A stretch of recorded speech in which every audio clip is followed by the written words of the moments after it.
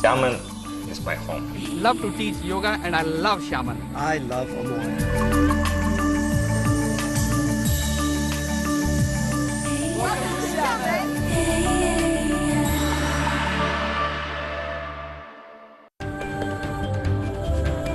In this episode of Travelogue, I explore Xiamen's hippest hangouts with my local co-host. Together, we'll discover how this traditional yet cosmopolitan city continues to successfully reinvent itself.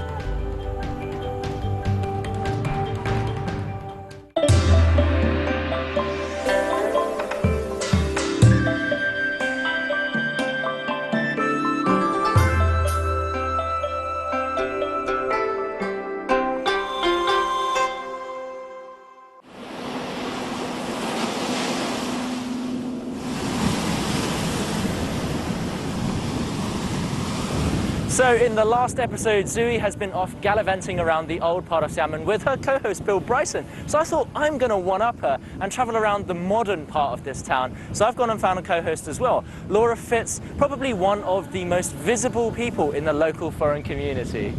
Hey! Hey, how are you? Good, thank you for joining. Yeah, thank you for having me. I'm so excited to show you guys around. I've been in Xiamen for almost 7 years. I organized the China Education Fair, and I'm just really, really excited to show you around. Cool.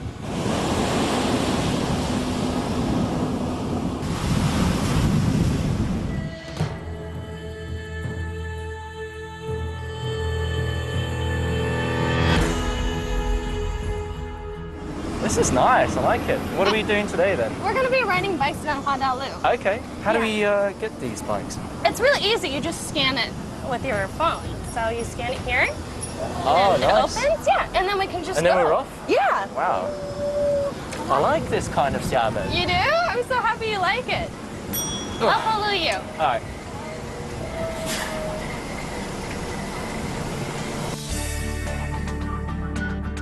This is Xiamen's oceanfront ring road. With a wide cycle lane that hugs the city's beautiful coastline, it's no wonder that biking here is a popular activity. In fact, this 43-kilometer long green corridor has featured in several hit domestic films and is one of the city's hottest tourist attractions.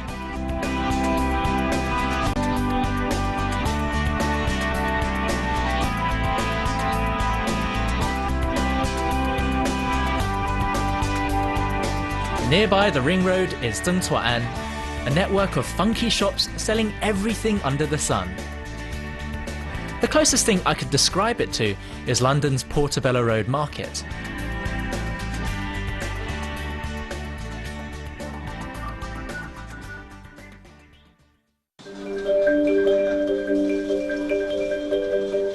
Originally a fishing village, today Zhengcuan is a prime example of Chinese gentrification.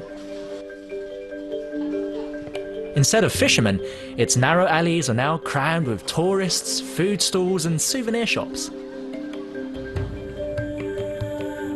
To experience Zhengcuan is to see, smell and taste it. At least its street food is still true to its past. Oyster kebabs, anyone?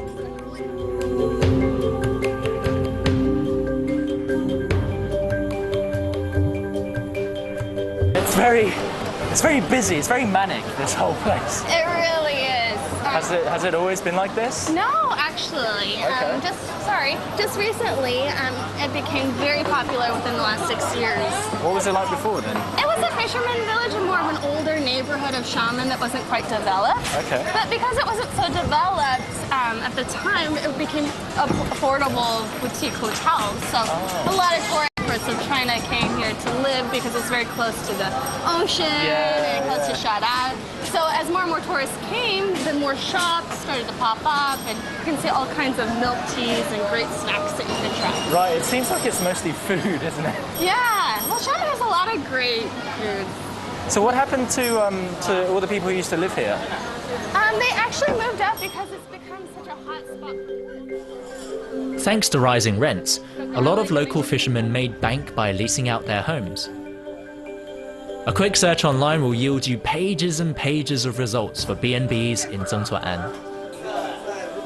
Most of the buildings you see now have been renovated, but there are still a few holdouts, if you know where to look. Oh, this is nice. What is this place? Oh, this place is really special. Did you know in Tianran there used to be a lot of older buildings, but this is one of the most well-preserved Mingnan architectural style homes. I see.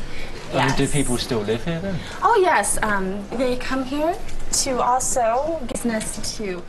Wow, so this looks old. Yeah, this is a really special place. Oh, this is very nice.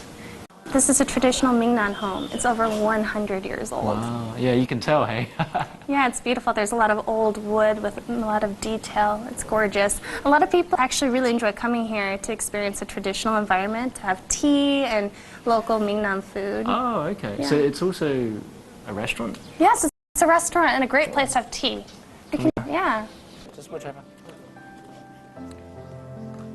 This is Jinmen Dazan, the best preserved residence in Zhengzuoan. What's this thing? It's the ancestral home of the Tai clan, who moved here in the 16th century and produced many luminaries such as an imperial minister of defense. The house is a cultural center of sorts, dedicated to the history of this former fishing village.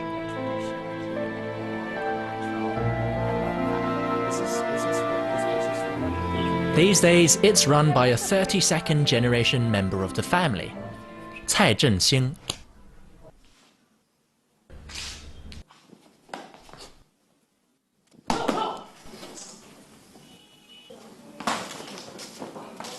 Chef, tea master, and martial artist extraordinaire.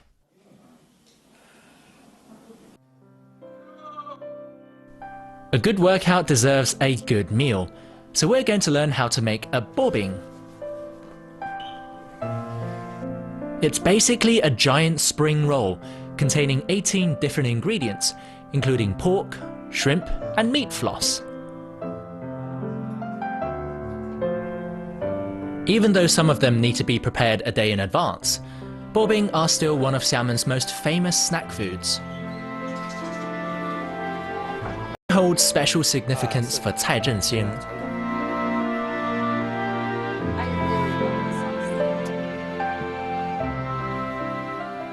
这个有400多年的历史了。哇，这个就是祖上兵部尚书蔡夫一的夫人发明的。那当时就是说，那个兵部尚书受奸臣所爱，说他可以双手提笔，然后圣上就命他这个49天抄10大件的文书，那最后每日每夜的抄写，没有时间吃饭。他的夫人李氏呢，就想了一个好办法，把面粉在锅里面磨成一层皮，把饭菜在里面包，双手为自己的丈夫最后完成圣命，是这么一个典故。哦，就等于是所有的菜、所有的肉、所有需要的所有的主食都包在一个饼里，是这样子，他可以继续那个写字哈。对，这个是应该来说最早的中国的汉堡包。所以这应该其实挺。 With all these calorie-packed fillings, the bobing is definitely good for people in a rush. 是的，因为本身菜就已经切得很碎了。对，那营养比较均衡。Eat 2 of these babies for breakfast and you'll be set until dinner.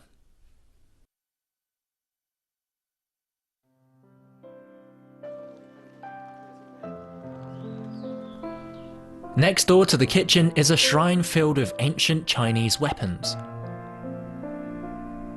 Though I doubt they'll be put to use anytime soon, they represent Cai Zhenxing's wish to safeguard his family and country, just as his ancestors did.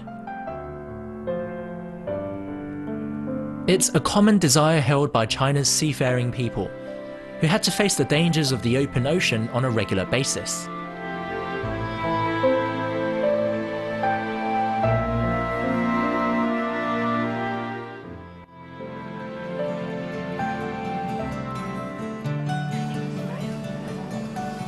Today, the residents of Zhengzuoan are more likely to face the dangers of rowdy hotel guests than choppy waves. What's behind pineapple. To escape the tourist hordes, Laura's brought me to a cake store with a difference. Here, you create your own desserts. We're going to be making fengli su, otherwise known as pineapple cake. They're a huge hit in Taiwan. 这些模具的用意是让你们能找到自己做的凤梨酥。我们一人一排，鸡蛋调和成的。好，我们现在开始把它搓圆。我们速度要快，让它在手上停留的时间尽量的短，然后把它捏扁。Very good. 然后我们 We can see who the professional is. 我们全 So we just put it inside here? No. Here. 然后这个时候 In all fairness, it is a lot harder than it looks. 放下去。 Okay. This is tough work. That's very fun. Yeah. I love it. 有没有用自己的手掌这块肉，然后一次性把它压平？知道这是什么吗？ Aha! Here comes the main event. Using toothpicks, we can now etch pictures onto our cakes, like a pair of confectionery tattoo artists. I guess I could start with the first one. Afterwards, pop the cakes into an oven preheated to 330 degrees Fahrenheit, wait 10 minutes, and voila! I'm trying to look for the word to describe. Well, I have to say my favorite one is actually yours. It's this angry face. Oh yeah? Yeah, it's very funny. Why did you cook me? Should we do a taste test? Yeah, absolutely. I'm really excited. I'm gonna go for the angry. I think I'm gonna go for the sun. I think this is my best one. Is it cute? It is delicious! And not just because we made it ourselves.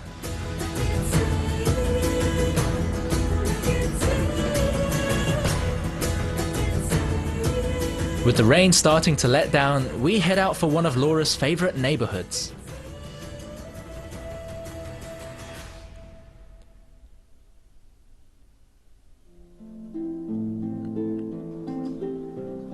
Compared to Beijing or Shanghai, Xiamen has a relatively small foreign community. Still, the city itself is very international, and there are many businesses catering to Western tastes. The area around the Marco Polo Hotel is a popular hangout for expats like Laura. It's a trendy bar and restaurant district, and has a street almost entirely devoted to coffee. It may come as a surprise to you, apparently boasts the highest density of cafes in the country. And with views like these, who doesn't want to come here for a cup of joe?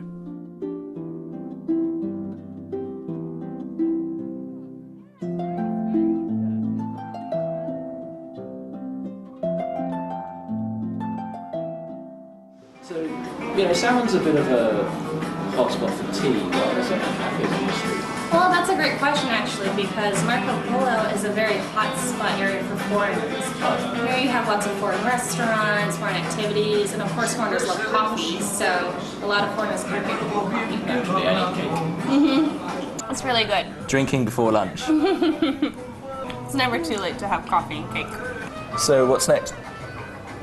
Well, it's lunchtime, so I was thinking we could go grab lunch with a few of my friends at one of the best restaurants in Xiamen. Sure, that sounds good. Great, we'll go to Greg's. Okay. Are you ready to go? Yeah. Okay, great, let's go. How do we get there?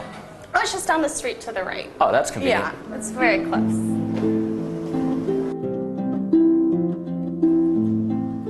Xiamen is a foodie paradise, and the place we're heading to now serves award-winning French cuisine.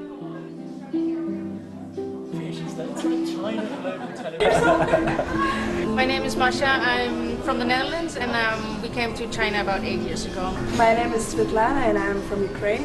I'm a student at Xiamen University. Hi, I'm Carol. I'm from the Netherlands. I'm here with my family. We arrived around 3 years ago, and I'm an artist. Yeah. In Eastern Europe. It's interesting to hear why these ladies came here, and how, despite cultural differences, they've all made Xiamen their home. You're already local, you know. It's a story also shared by Gregory Loraichi, the executive chef and owner of this restaurant. Greg is an old China hand, and before coming to Xiamen, he'd also worked in Shanghai, Beijing, Hong Kong.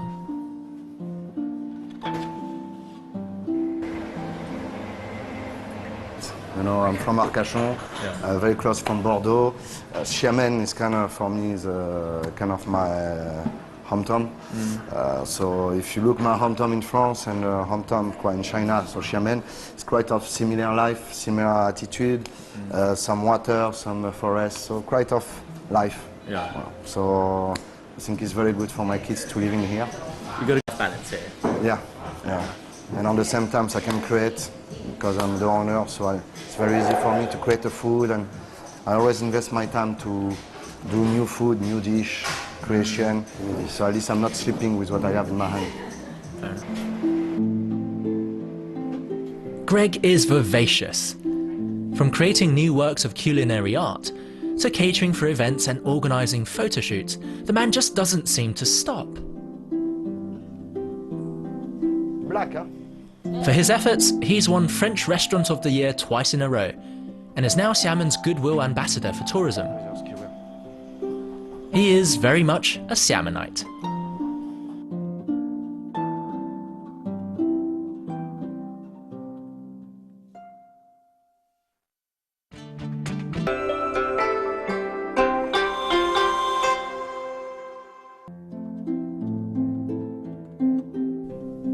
Xiamen was one of China's first special economic zones, which no doubt helped transform it into one of the country's most cosmopolitan cities.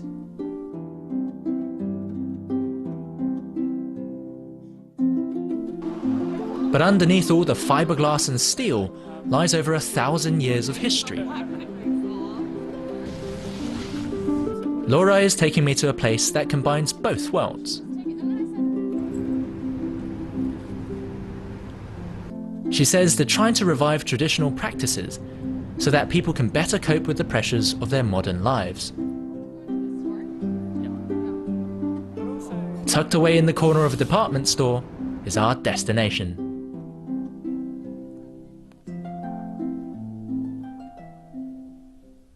A tea house.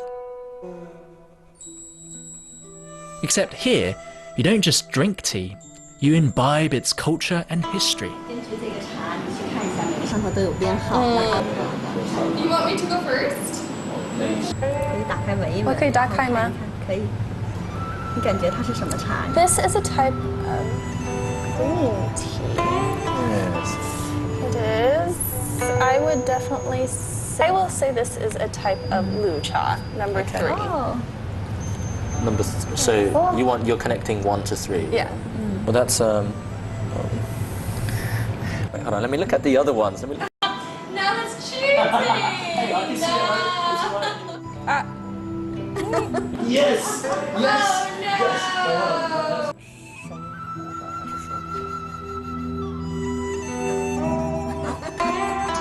Whoops. Oh, there we Wait, why are you shooting I'm quite big on tea myself, but these games are leaving me stumped. God, she likes you. There are just so many different varieties of leaf in China, each with their own distinct look, smell, and taste. Did you know Xiamen was one of the first ports to export tea to the New World? All right. Like to the United States and England. It's a hotspot for tea, right? Yes. A lot of tea country is here. Yes. So it's very popular. I like drinking tea, but when you're sat down in front of someone and everyone's kind of sitting upright, I'm a bit like... Well, it's all right. I mean, tea culture is so big here, Yeah. and it's always such a joy to have tea. I definitely say Fujian province is one of the top provinces for having sure. tea. Yunnan and Fujian. So if you want to have tea, you've come to the right place.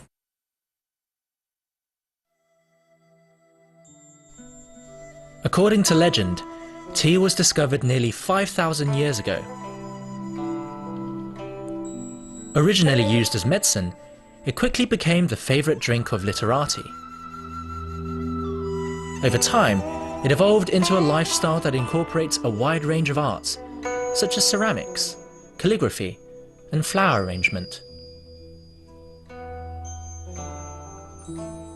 Drinking tea became an expression of one's erudition, personal morality, and status.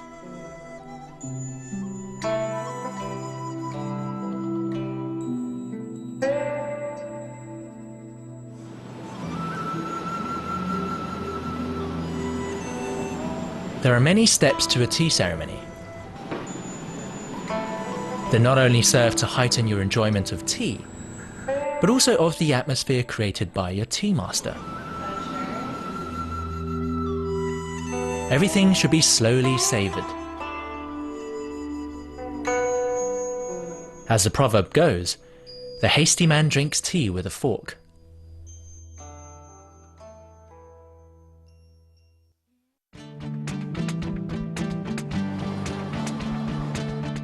From fashion, our next venue is worlds apart from what we just experienced.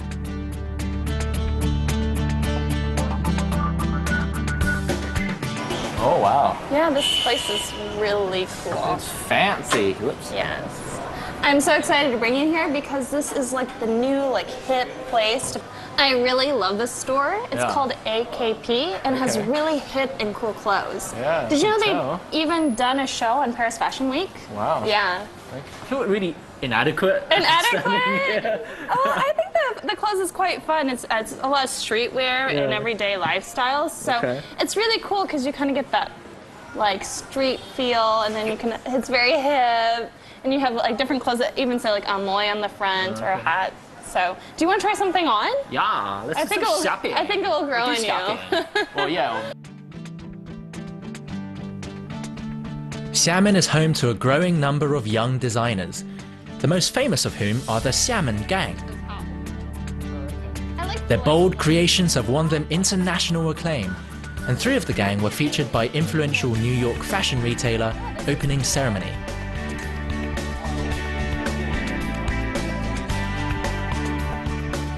Have a try. Interesting. This will be my first time trying on like a designer label. Usually I just buy stuff from Gap. As you can tell. Smaller. It's pretty good actually. Oh yeah, amoy. Looking street. See, I feel really comfortable in these clothes. No, you look pretty cool. You look very young. It actually says mage like this. Well, it suits you. Look good. Of the 10 biggest menswear labels in China, 7 are based in Xiamen. One of them is Sanquan's, whose designer opened this multi-brand concept store. Here, fashion lines are their lifestyles. Girl power! We should start our own band. Can you sing? Nope. No? Can you play? No. Yeah. Leave it to the professionals. Absolutely. Xiamen is promoting itself as a contemporary fashion hub and offers generous rent subsidies to designers. But lower costs aren't its only attraction. The city for its good work-life balance, which allows them to slow down and focus on their creations.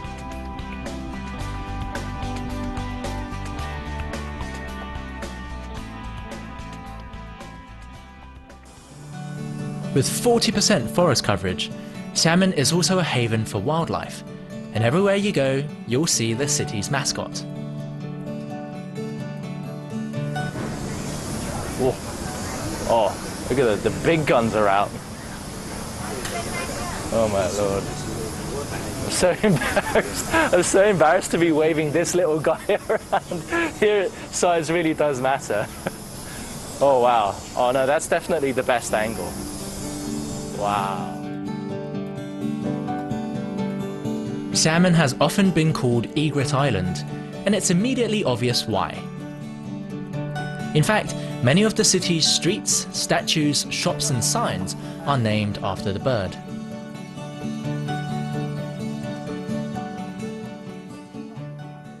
来厦门生活吧，我感觉厦门市鸟是白鹭，那白鹭是在我们身边，在我们身边，我们有责任把白鹭表现好。我也不是本地人。哦，你也不是的。我不过到这儿快30年了。对，那也算是本地人了吧？对。您也是一直在拍白鹭吗？我73岁开始拍。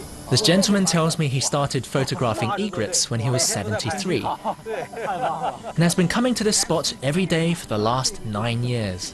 啊，是吗？鸳鸯湖都臭水。对，原先就是我们这填海，甜的。He's witnessed Xiamen's transformation into a green city. Where there were once open sewers, there is now a clean lake teeming with fish. Now a popular feeding ground for egrets. 对，这个都是北陆的食物。市民吧，就是比较爱护鸟类，生态环境比较好。那生态环境好呢，它跟人就有些零距离接触。那比如说我一会儿回。 Wherever you go in Xiamen, you're always surrounded by greenery and water. Wonder why Xiamen's sometimes called a garden city on the sea.